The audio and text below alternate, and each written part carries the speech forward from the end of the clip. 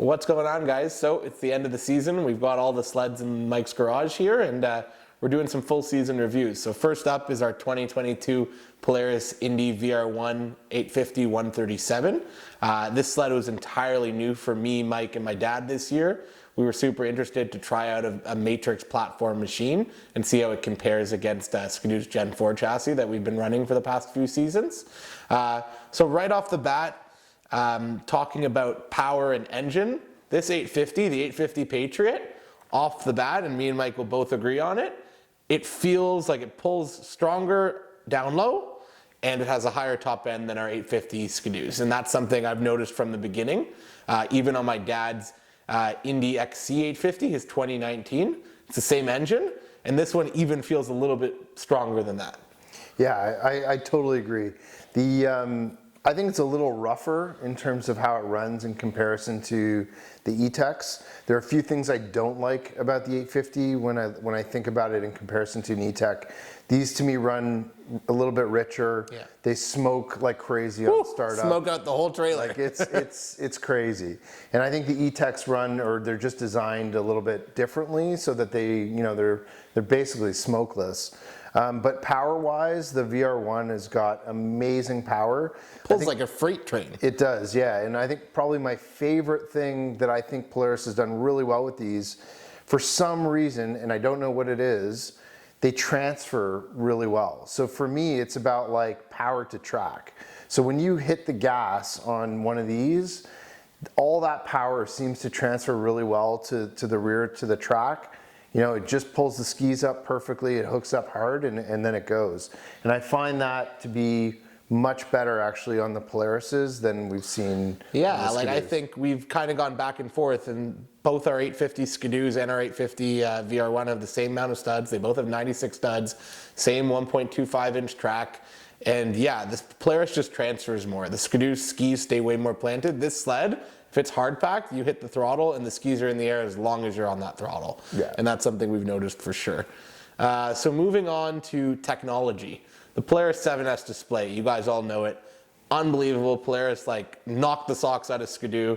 The 7S display has just been unbelievable, whether it's ride command and seeing the trails. I have a few gripes about that, which I mentioned before, which is basically Polaris is still using crowdsourced data for mapping, especially here in Ontario, so the trails aren't entirely accurate. But the pros of it are there's a built-in GPS built into the gauge, so you always know where you are. The ways to control the gauge, you have 3 different ways. You can control it from the handlebars over here, you have knobs to control it at the gauge itself, and then you also have the touchscreen, versus the Skidoo where it's really just that knob here that's a little bit finicky in comparison. Obviously the gauge is huge. Being able to share your ride with other people, group ride on Polaris is unbelievable. I used it when I was riding with Nuns and Rich in Hearst the other week, and you could see where everyone was on the trail. And the cool part about it is it doesn't require cell reception. It's all satellite based in the built-in satellite on the machine. So I could be 50K down the trail and I'll see exactly where all my other riders are in my group. We were riding, just as an example, Rich's sled was overheating, and I'm going down the trail and I look down and I see the kilometers that Rich is away from me keeps going up and up. So I stop, and he's not moving. I wait 5 minutes, he's still not moving, so I know something's wrong, so I ended up turning around. And that to me is a huge safety feature. Me and Mike have shared our rides before using BRP Go on the Skidoo, and it works. It's just not as intuitive, and to me it doesn't give you an exact kilometers of distance. It's just not, to me, anything in comparison to the 7S. I think the big thing for me, even as much as the technology in the gauge itself is great, the screen looks great, the usability on the gauge is great.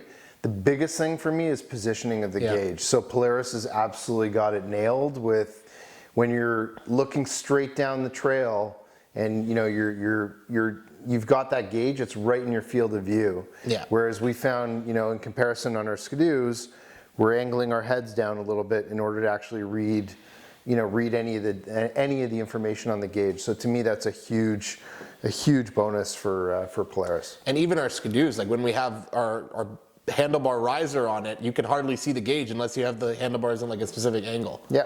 Right? So yeah, I agree. Like being able to see directly ahead on your gauge versus having to look down like you kind of have to do on our 850 Skidoos. Yeah, it's definitely a drawback. What else can I say? Typical Polaris things that we've noticed for years and all the Polarises that I've run. The starter, I don't know what it is. It's just not as smooth as a Skidoo. Like, I laughed. I picked up the sled from the dealer, and the first time I turned the key, the thing didn't start. That's true. And it's usual. Like, you turn the key once, you get that ball bearing sound, and then you turn it again, and it fires up. And Skidoos, like, you just hit it, it's like a sports car. It just starts up. So that's just something, it's not really a big deal. It makes no difference. My electric start never failed me. It always worked. The sled always started. But yeah, that's just something I've noticed. Yeah, we should mention we did have a couple of things that were a couple of issues with this sled in particular that were surprising. I don't think we were expecting, the issues at the beginning with the chain case on the second. Yeah, the so second time I out. mentioned it in one of our earlier videos, but when we were riding at the cottage those 2 weekends in a row, which is unbelievable to be able to ride in Port Perry in the heart of winter and have good conditions, which was just awesome. But this sled, I was riding it one morning and I started feeling a slapping sound. So I thought the chain needed to be tightened because I hadn't tightened it yet and it had about 800K on it. So I go to tighten the chain and the chain tightener went in all the way, which to me means that the chain tightener was broken. Or the chain tensioner, sorry. So I ended up telling my dad, don't run the sled, we're gonna take it into the dealer. Took it into Edge Performance, they got me in very quickly. Surprisingly, not only was the chain tensioner broken, but 2 of the teeth on my top gear were snapped off. Yeah. And that to me is surprising, 800 kilometers on a sled. But again, that's really what warranty's for. And I didn't pay a cent for it. It was all covered. Everything was taken care of. And it pays to have a good dealer. So that's definitely something. The other thing that happened, which actually happened recently, was I was riding, when I was riding with Nuns in Hearst, I'm riding back from Hearst and all of a sudden, the sled doesn't want to steer one way. I'm like, what's going on? I look down and I see snow shooting through one of the holes that the carbide bolts into the ski with. And I'm like, oh, did I lose a carbide? So I tipped the sled on its side and basically only the top little bit of the carbide was left. Everything else was gone. And because it was probably 50, 60K I was riding without the carbide, my keel and my ski was flattened out completely. And I wouldn't have thought anything of this if this was a one-off thing, but it happened on our Indy XC last season. The identical thing. Serge was riding when we were in Kearney, and all of a sudden, only the top little bit of the carbide was left. The whole ski was worn down, and the rest of the carbide was gone. Yeah, that's something I think I'm interested to hear. It has to do with the Pro Steer skis, but I don't know exactly what it is. So if any of the Polaris guys that watch our channel that have these sleds or even the previous model, curious if you guys have had similar issues, because that's 2 of the later model Polarises where we've seen that happen. And they're identical skis. The Indy XC and the Indy VR1, same Pro Steer skis. Yeah.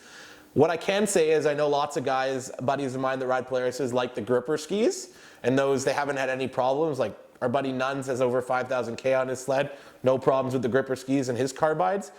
So it might just be isolated to the ski, but it's definitely something worth mentioning. A couple other things I wanted to talk about.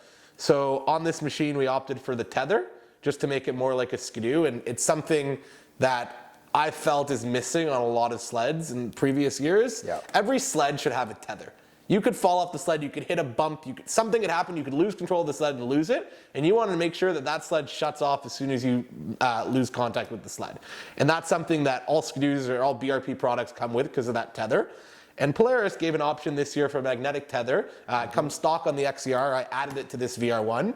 And it's something to me that just adds to the value of the sled and just makes it a safer and more confident ride, because you want to know if you're getting off that sled or you get thrown off that sled, that sled's not going anywhere. Right, but that being said, Polaris still has keys. Yeah, you still have a key. So the annoying part is you have to use the key and the tether. Yeah. So it was funny, when I was in Cochrane last weekend, I go to start the sled, I lift the kill switch, I turn the key, I go to start it. The first time it doesn't start, which is usual. I turn it the second time, it still doesn't start. I turn it the third time, it still doesn't start. I'm like, why isn't it starting? And then I look down, I'm like, oh crap, I don't have the tether. So you need the key and the tether, which is definitely a disadvantage. Hopefully Polaris eventually adopts a tether type system, or at least combines it in some way. But that's definitely something I noticed. What else can I talk about? The seat that I'm sitting on. It's nice and soft now. Yep. So I was shocked. We got this sled, and this is a groom trail sled. It's a VR1. The XCR is more similar to an XRS, meaning like a rough trail sled. And you'd expect that a groom trail sled has a little bit softer of a seat. And I got on the sled, and the first thing Mike said to me and the first thing I said to him was, this seat is hard. It's harder than our XRSs significantly. Yeah. And I didn't like it at all. My bum was sore after riding it for that one day that we were in Cochrane. So we came back and we were thinking about getting the seat reupholstered and getting new foam in it, and ended up working out that we were riding, and we ended up switching our seat with a buddy of ours that had an XCR, and his XCR seat was softer.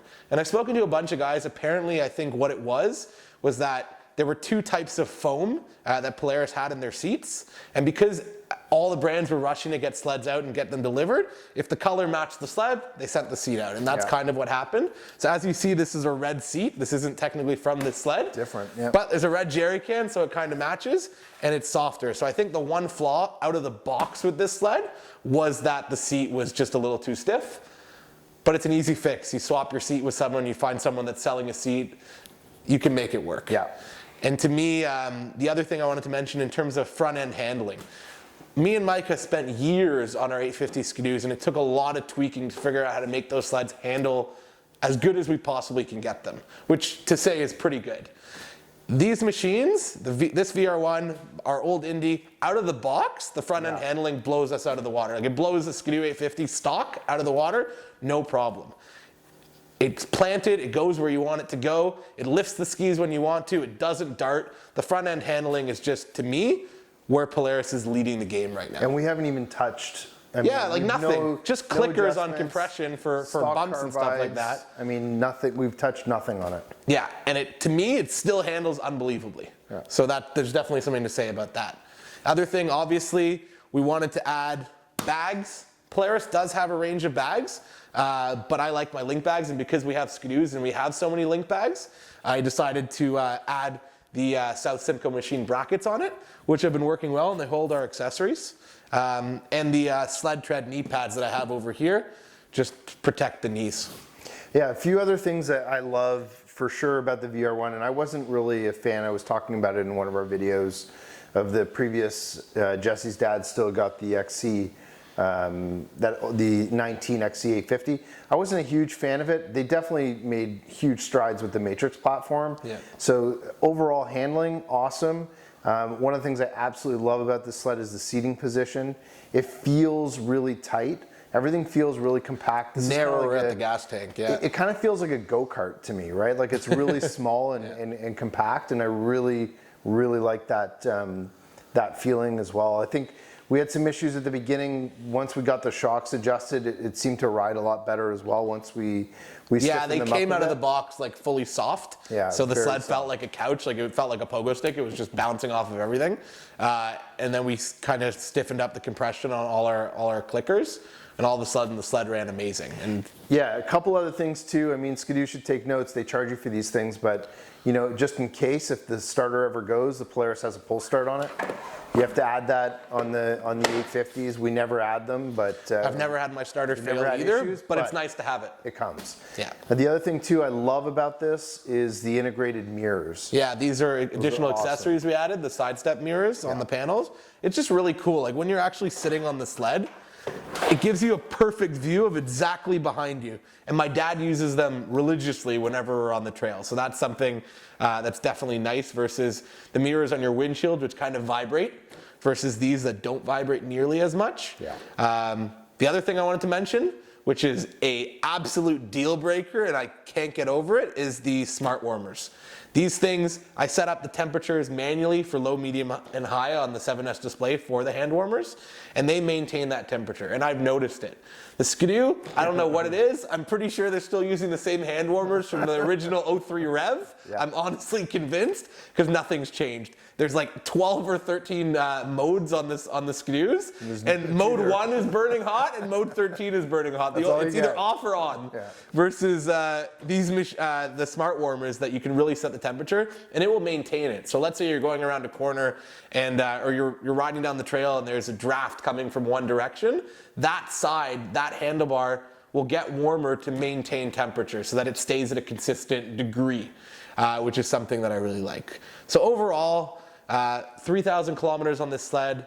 A lot of good things about it, a couple things we didn't like about it, but overall it's definitely a great sled. We are keeping it, and hopefully we'll put more miles on it next season. Not hopefully, we will. Yeah, anything else you want to say, Mike? No, I love it, honestly. And I was saying, like, again, I wasn't a huge fan of the Polarises beforehand.